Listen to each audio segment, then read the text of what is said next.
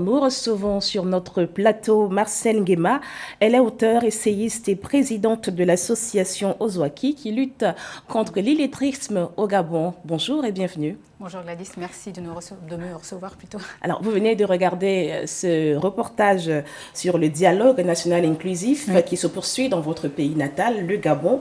Quel regard portez-vous sur les concertations nationales qui y ont cours?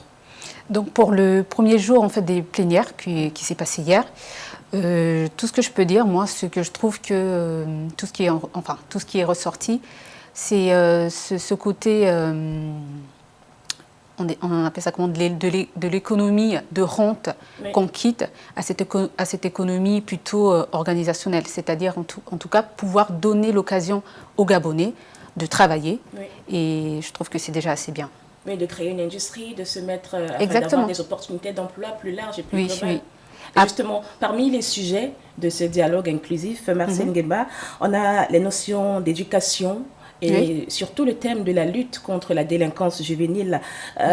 Vous qui avez choisi d'accompagner les enfants fragilisés dans leur scolarité via votre association Ozouaki, quelle devrait être la place ou le rôle des jeunes dans cette reconstruction du Gabon? Je pense qu'il faudra qu'on laisse l'opportunité justement aux jeunes de s'exprimer, pouvoir plutôt donner leur avis, parce que je pense que en tant que Gabonaise, voilà, moi j'ai vécu au Gabon, donc je sais un petit peu exactement, on n'est pas forcément légitime. Donc je pense qu'il faudra qu'on donne cette place à la jeunesse, à ces jeunes, et pouvoir donner leurs idées, et qui pourra justement avoir son sens, justement à apporter des contributions pour le Gabon de demain. Il faudra qu'on se reconstruise tous ensemble, et c'est cette porte-là déjà qu'il faudra commencer. Est-ce que c'est une porte qu'on doit ouvrir, ou est-ce que la jeunesse n'est pas à la jeunesse du Gabon d'oser se mettre aux avant-postes? En fait, de ma part, la jeunesse gabonaise ose, sauf qu'elle n'est pas forcément écoutée. Et moi, je voudrais bien qu'on puisse nous écouter. Et voilà. Très important qu'on puisse vous écouter. Et justement, pour qu'on écoute mieux les jeunes auteurs, vous êtes à Paris, vous organisez le 27 avril prochain à l'ambassade du Gabon à Paris une toute première édition de la conférence des auteurs qui est portée par votre association Ozouaki, avec cette belle ambition de mettre les écrivains d'Afrique subsaharienne sur le devant de la scène. Qu'est-ce qui motive cette initiative? Déjà, comme vous l'avez si bien dit, donc je suis auteur. Et en tant qu'auteur, justement, j'ai pensé pouvoir nous mettre en lumière, surtout auteurs méconnus. Il faudra qu'on souligne aussi ce mot-là. Donc la conférence des auteurs, justement, cette initiative, c'est pour pouvoir mettre en lumière les auteurs méconnus de l'Afrique subsaharienne et même de la diaspora. Voilà. J'ai envie de demander pourquoi le faire à Paris? Je veux dire que Paris, c'est une plaque tournante, voilà. Et en même temps, je vis sur Paris. Donc, pour une première édition, on s'est dit avec ma co-organisatrice, donc Michael Kameni, pourquoi pas déjà commencer à le faire à Paris. Déjà, sachant qu'elle ne vit pas sur Paris, elle vit en Allemagne. Donc, vraiment, cette conférence, il y aura des auteurs méconnus qui viendront de partout dans le monde, au Gabon, en Côte d'Ivoire. Et ça sera tout un mélange. Oui, parce qu'il y a aussi l'idée de réunir en fait les écrivains, pas seulement d'Afrique, mais aussi des différentes diasporas de notre continent. Alors le thème de cette année, Marcène Nguema, écrire, inspiration, défis, opportunités pour les nouveaux auteurs. C'est un choix ambitieux. Quand on sait que le marché du livre sur le continent reste embryonnaire, voire inexistant dans certains pays, comment motiver les jeunes auteurs dans un contexte où le marché de la littérature ne leur est pas favorable? Justement,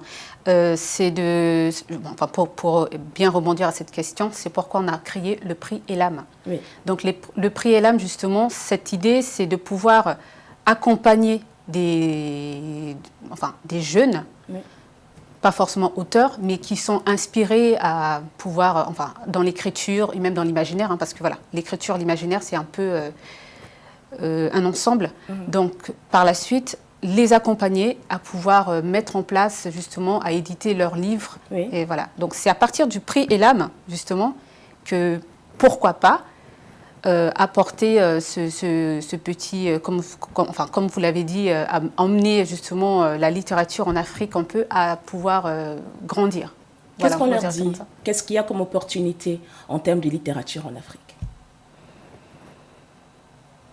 Comme opportunité, déjà, il faut savoir que c'est pas trop ouvert, c'est fermé. Après, moi, je vais parler de mon pays, donc le Gabon. Donc, pour revenir à ça, il n'y a pas trop d'opportunités, justement, de ce côté-là. Et il faudra justement mettre des choses en place. Et moi, j'ai commencé par le prix Elam. Et pourquoi pas également, puisqu'on parle de plusieurs bibliothèques, que ce soit des bibliothèques, des bibliothèques en Afrique. Oui. Oui. Et justement, je vais juste rebondir. C'est vrai qu'on n'a pas parlé de ça. Mais par la suite, avec le prix Elam et la conférence des auteurs, nous avons aussi mis en place, l'association Ozaki, un livre vacances. Okay. Donc 2024. Et avec un livre vacances, justement, qui est contre, l'accompagnement à l'écriture, au partage et au savoir, ça peut emmener justement à pas mal de personnes, à pas mal d'enfants, et pourquoi pas aussi des adultes, à pouvoir justement essayer de se cadrer dans la littérature. Voilà. Donc apporter tout ça en Afrique, et pas qu'au Gabon, mais en Afrique. Exactement. Oui. Alors le but, comme vous l'avez dit avec le prix Elam, c'est aussi d'encourager les jeunes à l'écriture. C'est un prix qui est destiné aux auteurs de 10 à 18 ans. Oui. Est-ce que ce serait aussi une interpellation à mieux accompagner les jeunes talents dès le bas âge? Oui, oui, oui. Justement, dans la conférence des auteurs, nous avons une mère et sa fille qui ont co-écrit une BD. Donc, je suis une jeune métisse, une belle métisse plutôt, excusez-moi. Et c'est simplement un bel exemple, justement, d'accompagnement des jeunes enfants à pouvoir écrire un livre et même à être édité. Moi, quand j'étais petite, je n'ai pas eu cette opportunité-là. D'où, justement, pouvoir donner l'opportunité à ces jeunes, à ces enfants, à pouvoir être accompagnés et à éditer un premier livre.